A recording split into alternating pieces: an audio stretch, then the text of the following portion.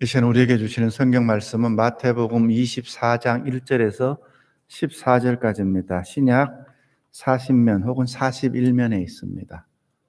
마태복음 24장 1절에서 14절까지입니다. 제가 봉독하겠습니다.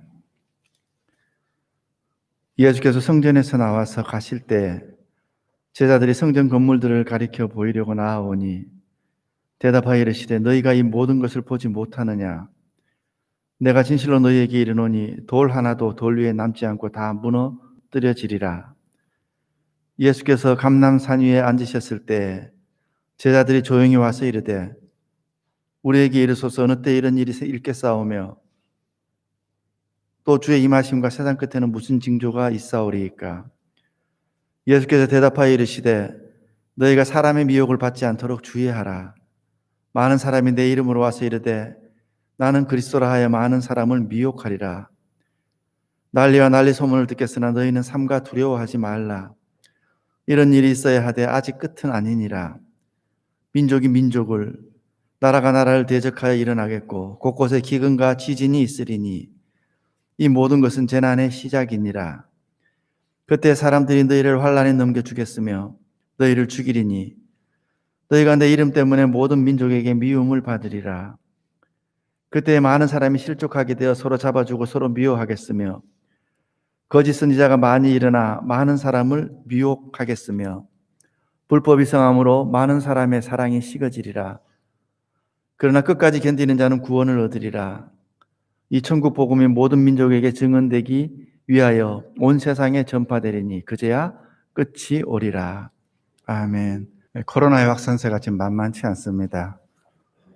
구청에서 연락 오기를 담임 목사들한테 개별적으로 이렇게 문자를 띄웁니다. 문화관광과에서 비대면 예배를 강력히 권고하지만은 부득불 예배를 드릴 때 전체 좌석의 20% 이내까지 활용할 수 있다. 그리고 오늘부터는 인도자, 기도자도 마스크를 써야 된다. 이렇게 세부적인 지침을 그렇게 문자로 이렇게 보내왔습니다. 그래서 제가 지금 이 마스크를 쓰고 있는 겁니다. 우리 양해해 주시기 바랍니다. 새벽 기도나 수요 예배 때는 제가 마스크를 쓰고 설교를 했지만은 메인 예배에서 이렇게 마스크를 쓰기는 처음인 것 같습니다. 그래서 이제 약간 공간이 있는, 안에 공간이 있어서 발음에 좀 지장이 없는 마스크를 이렇게 썼는데, 제가 입이 나왔다고 생각하지 마시고, 이게 지금 공간을 두기 위해서 그런 마스크를 썼습니다. 하나님의 은총이 오늘도 예배의 자리에 함께한 우리 사랑하는 교우 여러분 한 사람 한 사람에게 함께 하시기를 예수님의 이름으로 축복합니다.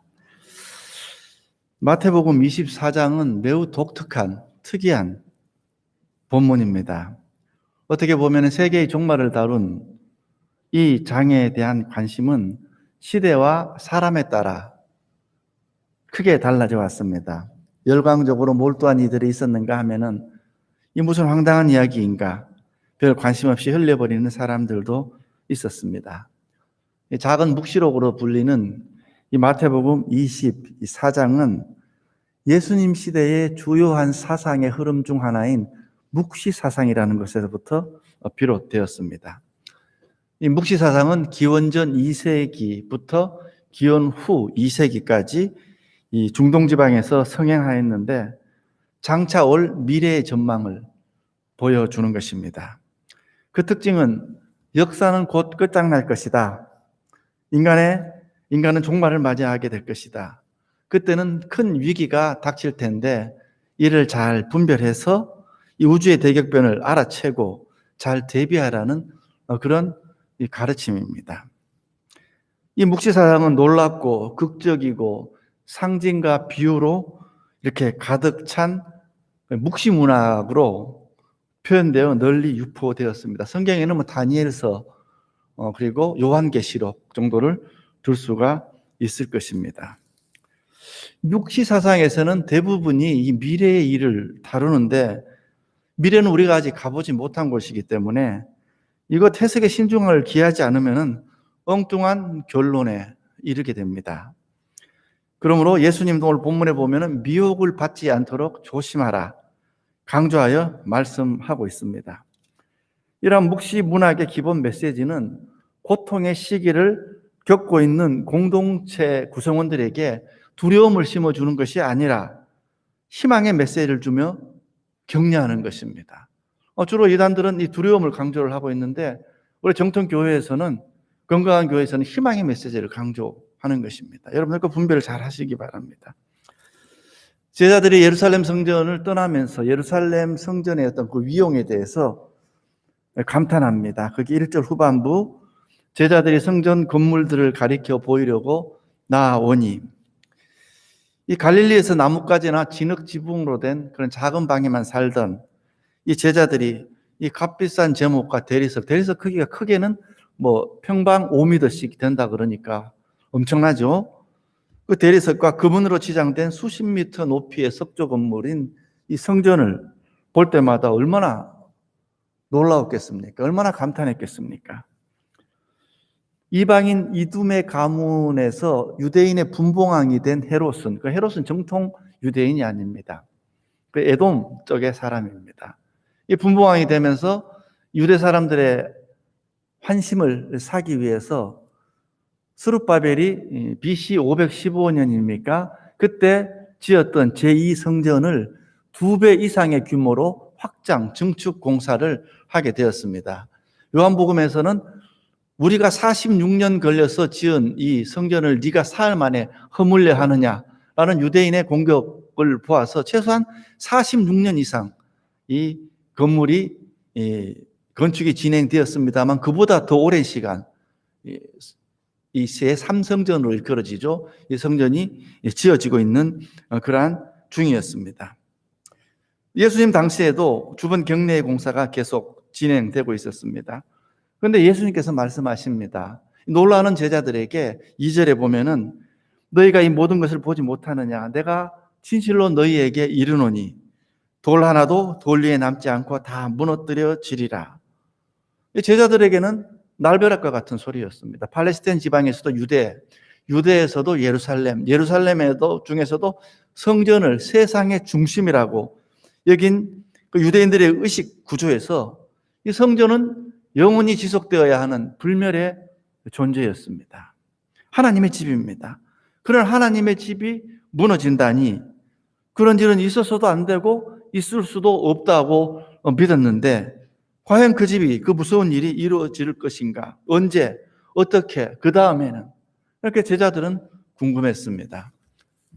제자들과 함께 성전을 나서시고 그 맞은편에 있는 감람산에 가서 예수님이 앉자 제자들이 이 궁금증에 대해서 물어봅니다. 3절 우리에게 이르소서 어느 때에 이런 일이 있겠사오며 또 주의 임하신가 세상 끝에는 무슨 징조가 있사오리까?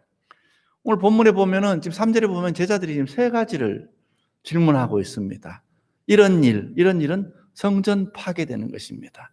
그리고 주의 임하심, 주께서 왕으로 오시는 것. 헬라어로 파루시아라 그럽니다. 셋째는 세상 마지막에 무슨 징조가 있을 것인가. 이 3가지를 지금 주님께 질문하고 있는데 이에 대한 답변이 4절부터 시작됩니다. 그래서 14절까지는 이 3가지 질문 중에 이 마지막 징조에 대한 답변입니다.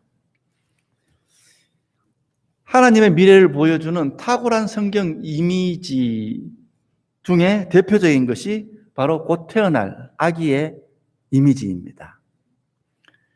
임신은 여러분들 대부분이 다 경험하셨겠지만 큰 희망과 새로운 가능성을 주면서 동시에 큰 위험과 불안의 시기이기도 합니다. 때로는 그 과정이 힘들고 고통스럽고 불편합니다. 성경 저자들은 누구나 잘 알고 있는 이 경험을 충분히 활용해서 하나님께서 탄생시키고자 하는 하나님이 만드시는 새로운 세상에 대해서 이야기합니다. 그리고 그 주제를 다루는 성경 본문 중에서 절정 중에 하나가 바로 이 오늘 보고 있는 마태복음 24장입니다. 예수님은 이것이 산통의 시작에 불과하다고 말씀하십니다. 지금부터 새 시대의 산통이 시작될 것이다. 이게 예수님께서 말씀하시는 바입니다.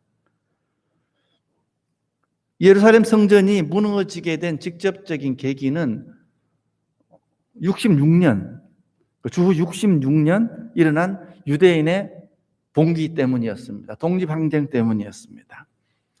66년 5월 달에 당시 총독이었던 플로루스가 유대인 성전고에서 은 17달란트를 징수하게 되는데 유대인들이 이것을 거절하고 마치 동량을 주듯 이 바구니에다가 구리 동전을 넣어서 이 총독에게 보냅니다. 그것을 받고 이 총독 플로루스가 분개해서 성전고 약탈을 지시를 합니다. 여기에 또 유대인들이 격렬히 저항하였고 그렇게 유대인들의 학살이 시작이 되는데 그러자 예루살렘의 유대인들이 로마 황제를 위한 매일 봉헌 제물이라는 것을 하고 있었는데 그것을 중지해 버렸습니다. 그리고 본격적으로 봉기하기 시작합니다. 그러자 가이사라에 주둔하고 있던 로마군과 이방인들이 즉각 시내에 살던 유대인들을 학살하기 시작했습니다. 1시간도 안 돼서 2만 명 이상이 죽어나갔다는 소문이 퍼져나가자 이웃에 있던 이두메, 갈릴리, 베레아에서 유대인들이 본격적으로 봉기에 같이 동참하게 됩니다. 유대인들이 오히려 승전을 계속해서 그 세력이 커져가자 로마에서는 가만히 있을 수가 없었습니다. 그래서 67년 초 노련한 장군 베스파시아누스를 진압군 책임자로 그 아들 티투스를 장군으로 해서 이 유대인 진압에 나서게 됩니다. 로마 군인들이 6만 명이 동원된 그야말로 혹독한 진압이었습니다. 이 갈릴리가 67년 가을에 완전히 진압이 되었고 베레와 서부 유대는 1년 후인 68년 봄에 그야말로 완전히 진압이 되어버렸습니다. 예루살렘은 70년 가을에 점령을 당했고 여러분 마사다 항전이라고 들어봤을 겁니다. 유대인들이 최후까지 남아서 싸운 것이 마사다인데 마사다가 72년에 이렇게 진압이 되었습니다. 이 과정에서 예루살렘 성전은 무너지고 불타 없어져 버렸습니다. 당시 이러한 유대 참상은 마치 세상의 끝에 있는 환란을 연상시키는 비극으로까지 여겨졌습니다. 너무나 참혹했기 때문입니다. 이 기간 몇 년 동안 팔레스타인 일대 전체가 뒤숭숭하였습니다. 로마 군인들의 무자비한 살육, 헬라인 이방인들에 대한 유대인들의 복수, 유대군 내부에서의 내분으로 인한 약탈과 살인이 빈번하였습니다. 이때 죽은 유대인들이 110만 명이 넘었다고 하니까 얼마나 이 진압의 규모가 컸는가를 우리가 알 수 있을 것입니다. 그럼에도 유대인들의 분위기는 뜨거웠습니다. 조국 독립이라는 찬란한 어떤 대의 명분의 깃발이 그야말로 애국자들에 의해서 펄럭였고 무엇보다도 이제 때가 되었다는 유대인 특유의 그 대중 메시아 운동이 만개했기 때문입니다. 이 유대 항쟁 전쟁이 유대 독립 전쟁이 실시간으로 지금처럼 이렇게 중계되지는 않았지만은 로마 제국에 널리 알려졌습니다. 그래서 유대인에 대한 경계와 증오심이 그야말로 극도로 높아졌습니다.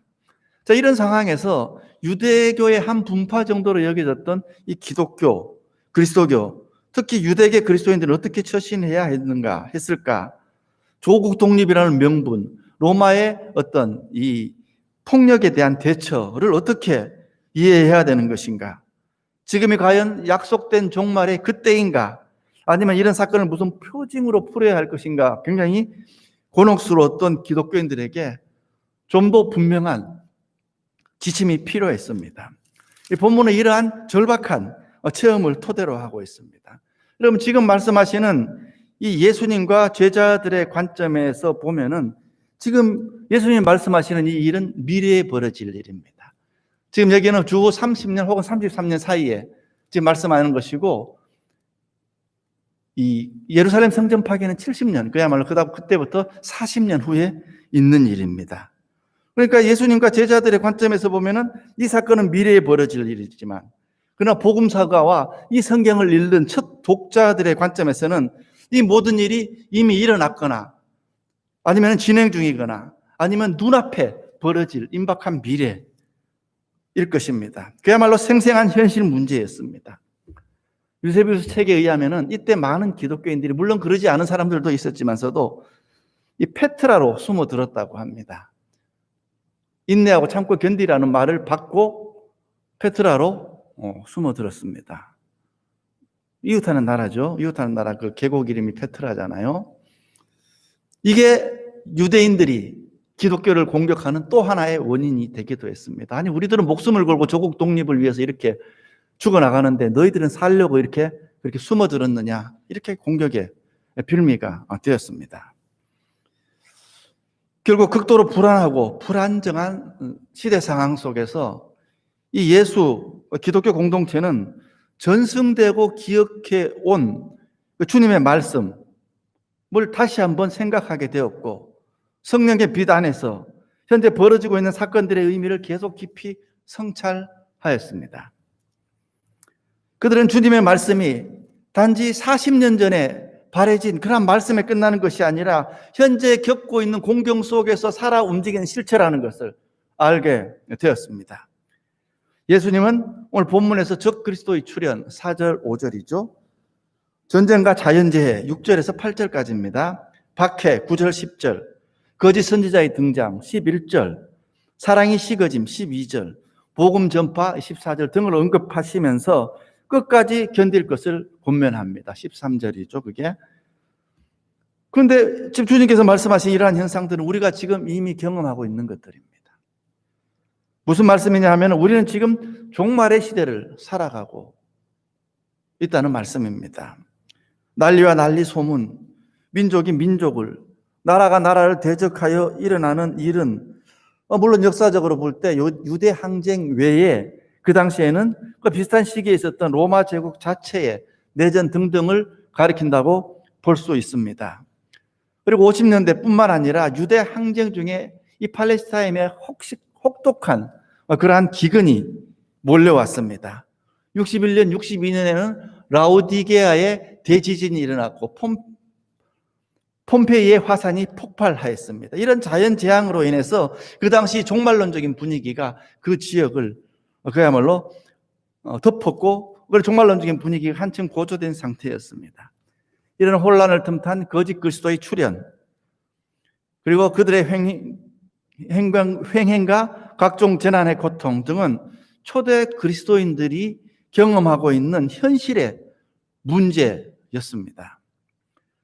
예수님은 이런 일들이 일어나기 마련이지만은 아직 종말은 아니라고 분명히 말씀하십니다. 못 박으십니다. 6절, 이런 일이 있어야 하지만 아직 끝은 아니니라. 8절, 이 모든 것은 재난의 시작이니라. 이런 일들은 단지 고난과 진통의 시작, 산통의 시작에 불과하다는 것입니다. 그렇다면 이럴 때는 어떻게 해야 하는가? 예수님의 말씀인즉 이 메시아가 임할 때 종말이 가까이 왔다고 부추기며 승전거나 올릴 준비나 하자고 바람 넣는 자들에게 속지 말고 휘둘리지 말라는 것입니다. 외부 세력에 의해서 법정에 넘겨지고 때로는 같은 공동체의 형제가 변절하여 다른 형제를 넘겨줄 것인데, 이런 내우외하는 초대교회 공동체가 이방인들에게 선교하면서 생생하게 경험하고 있는 것들이었습니다. 복음을 선포하고 그 복음대로 사는 사람들은 여러분 지금도 많은 어려움을 겪고 박해를 당할 것입니다. 그러나 예수 이름 때문에 미움을 받는 예수의 제자들은 끝까지 참고 견디며 충성하면 구원을 받게 될 것이다. 그 13절 말씀인데, 끝까지 견디는 자는 구원을 얻으리라. 이 말씀은, 이 위로와 약속의 말씀은 이 환난의 때를 살던 그 그리스도인들에게 형언할 수 없는 큰 힘을 주었습니다. 결국 마태는 예수님의 말씀을 미래가 아니라 당대의 역사적 사건과 연결시켜서 그리스도인들이 종말의 때에 관심을 두기보다는 그 시대 사건들을 분별하면서 주님께 끝까지 충성하도록 촉구합니다. 사실 그리스도교는 이 묵시 모임의 일반적인 기대와는 달리 그때의 어떤 역사적인 사실들, 전쟁과 파국, 박해와 예루살렘의 멸망, 성전 파괴 등이 결코 세상의 종말이 아니었다는 것을 역사적으로 체험하였습니다. 그래서 아무리 난리법석을 치더라도 아직은 그분이 오실 종말의 때가 아니라고 단호하게 가르쳤습니다. 단지 산통의 시작에 불과하다는 것입니다. 그러면 정말 그때가 언제인지 알 수 없는가? 물론 알 수 없습니다. 그것은 오직 하나님의 권한입니다. 근데 마태는 조심스럽게 천국 복음이 온 세상에 전파되면 끝이 오리라. 14절에서 어렴풋하게 이렇게 말하고 있습니다. 그때가 언제일지 모르기 때문에 제자들에게 합당한 최선의 자세는 조심하고 깨어 있는 것입니다. 그럼 산통이 시작이 되면 출산 준비를 해야 됩니다. 산파를 부르거나 병원을 찾아가야 됩니다. 그리스도인이 어떤 그러한 조처는 바로 조심하고 깨어 있는 것입니다. 요동치는 것이 아닙니다. 오늘 말씀은 성전 멸망 예고로부터 시작되었습니다. 화려한 겉모습으로 중건되었던 예루살렘 성전은 23장에 보면은 이스라엘의 죄 때문에 결국 허무하게 무너지고 말았습니다. 성전이 하나님의 임재의 상징인데 그 성전이 무너진 것입니다. 이것은 무슨 말이냐 하면 건물의 화려함이 하나님의 임재를 보장할 수 없다는 것입니다. 오순절 성령 강림이 임한 곳은 화려한 이스라엘 성전이 아니라 눈부신 미석으로 꾸며진 그러한 성전이 아니라 성도들이 합심하여 기도하던 작은 다락방이었습니다. 지금 우리도 마찬가지입니다. 우리가 새롭게 해야 할 것은 이 건물의 외부 모습, 우리의 겉모습이 아니라 우리의 속 사람입니다. 우리가 더욱 관심을 가져야 하는 것은 우리의 내면적인 것, 이면적인 것이어야 됩니다. 겉으로 나타나는 것이 진실이 아닐 때가 얼마나 많습니까? 겉으로 보이는 것이 전부가 아닙니다. 사람들은 물론 표면적인 것을 보고 환호하고 박수치고 칭찬합니다만은 우리 하나님은 겉을 보는 것이 아니라 속을 들여다봅니다. 속 사람을 중요하게 생각합니다. 현재 코로나 위기의 상황에서도 우리가 새롭게 해야 할 것은 우리 겉모습에 뭘 새롭게 할 게 뭐가 있습니까? 우리의 속 사람을 새롭게 하지 않는다면은 우리 안의 성전도 결국 무너져 버릴 것입니다. 우리가 하나님의 뜻대로 살지 못하면서 바리새인처럼 외식을 일삼는다면은 우리 안의 성전도 결국은 허물어질 것입니다. 우리는 종말의 시대를 살아가고 있습니다. 종말의 시대를 살아가는 우리는 다가오는 새 시대의 질서를 따라 살아가야 합니다. 다시 말해 하나님 나라의 질서를 따라 살아가야 됩니다. 새 시대의 질서를 따라 살아간다는 말은 성경의 말씀대로 사는 것입니다. 성경의 말씀대로 사는 것이 새 시대의 질서를 따라 사는 것입니다. 마지막 시대에 우리는 모든 민족에게 복음을 전하는 사명을 부여받았습니다. 이 복음 전파라는 것을 너무 어렵게 생각하지 마시고 세례 요한의 사역을 생각하면 가장 합당한 것이라고 생각되어집니다. 복음 전파는 주의 오심을 예비하는 마지막 시대 우리의 사명입니다.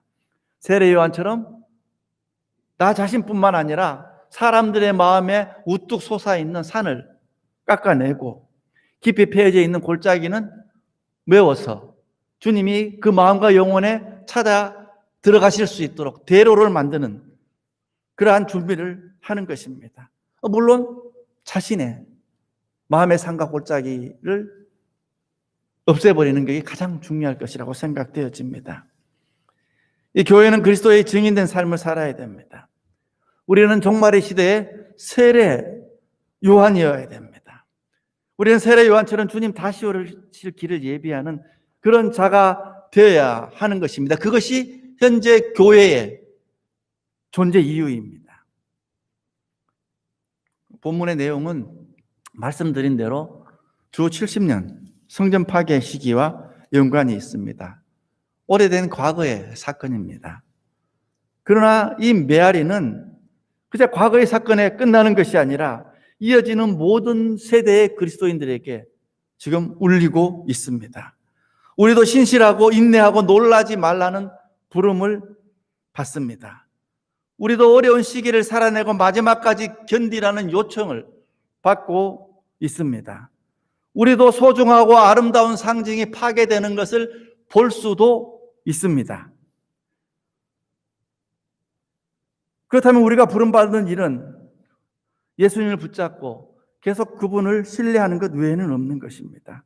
우리도 하나님의 새 시대의 산통을 안고 살라고, 그러면 때가 되면 하나님께서 준비하신 새 세상이 탄생될 것을 믿으라고, 그렇게 부름을 받습니다. 역사를 통해 숱한 사람들이 종말의 표징들을 계속 제시했지만 여전히 세상은 잘 돌아가고 존속해 있습니다. 우리 역시 주님의 부활과 재림 사이의 시기를 살아가고 있습니다.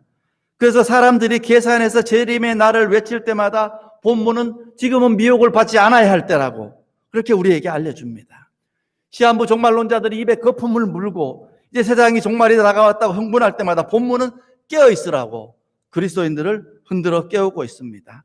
코로나, 핵폭발 등 이 현대의 묵시적인 두려움이 커갈 때 성경은 재앙의 현실을 인지하되 아직 끝은 아니라고 덧붙입니다. 메시아적 인물이나 언론의 과장되는 외침에 대해서 그것을 믿지 말라고 우리를 타이릅니다.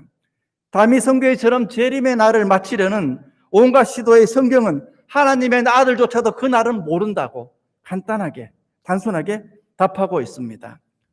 날짜를 맞추려는 자는 세상에 대해서 무책임하고 세계의 멸망을 열광하며 기다리는데 예수님은 아니라고, 이 세상을 돌보라고 당신께서 우리에게 주신 고난과 할 일을 알려주고 있습니다. 그러나 오늘날 많은 그리스도인들조차 역사의 지평을 넘어선 묵시적인 비전을 거의 완전히 잊어버렸습니다. 역사와 미래에 대한 회의주의와 무관심이 팽배합니다.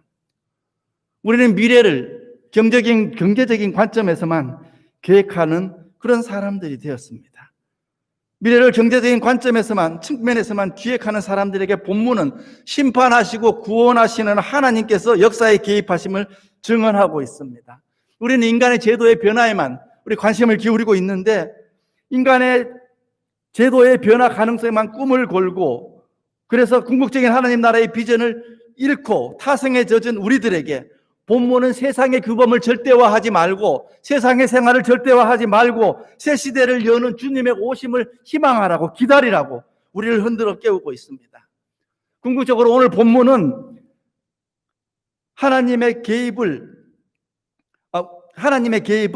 의식하여야 우리들의 삶이 제도적이고 상투적인 삶을 넘어서서 좀 더 생생하게 살아있는 생활로 높아질 수 있다고 그렇게 말하고 있는 것입니다. 궁극적으로 본문은 세계적인 문제부터 개인적인 어려움에 이르기까지 우리 시대의 문제들을 주님 안에 계시된 하나님의 궁극적인 목적 안에서 진지하게 깊이 성찰하도록 우리를 이끌고 있습니다. 교회는 기쁜 소식을 전파하며 재림을 거의 기대하지 않는 사람들과 무엇인가를 기대하기를 잊어버린 사람들에게 그들의 푹 빠진 잠에서 그들을 일깨워 깨우고 있습니다. 우리는 산통이 시작되는 그러한 시간을 살아가고 있습니다. 그것은 두렵고 떨리는 경험이지만은 결국은 새 생명의 기쁨을 안겨다 줍니다. 우리가 이렇게 평범하게 그냥 믿음 생활하다가 하나님께서 지금 탄생시키는 새 시대를 맞이한다면 얼마나 좋겠습니까? 그러나 새로운 시대와 새로운 생명은 절대로 그저 오는 법이 없습니다. 반드시 진동이 뒤따르게 되어 있습니다. 산통이 뒤따릅니다. 새 생명이 탄생되기 위해서는 산통이 시작되듯 이 산통의 시대를 소망을 가지고 인내하며 살아가는, 그래서 하나님께서 준비하신 새 세상과 새 생명을 경험하는 주님의 백성들 다 되시기를 예수님의 이름으로 축복합니다. 기도하겠습니다. 하나님, 감사합니다. 때로는 뒤숭숭한 역사적 현실을 바라보면서 이게 마지막 때의 징조인가, 그런 생각을 할 때가 들어 있습니다. 그럴 때일수록 우리가 정말 인내하며 이 산통의 시기를 주님만 바라보고 견뎌낼 수 있는 믿음의 사람이 될 수 있도록 하나님 은혜를 베풀어 주시옵소서. 그래서 하나님의 새 세상과 새 생명을 정말 선물로 경험할 수 있는 우리 교회 구성원들 다 되게 하여 주시옵소서. 예수님의 이름으로 기도하옵나이다. 아멘.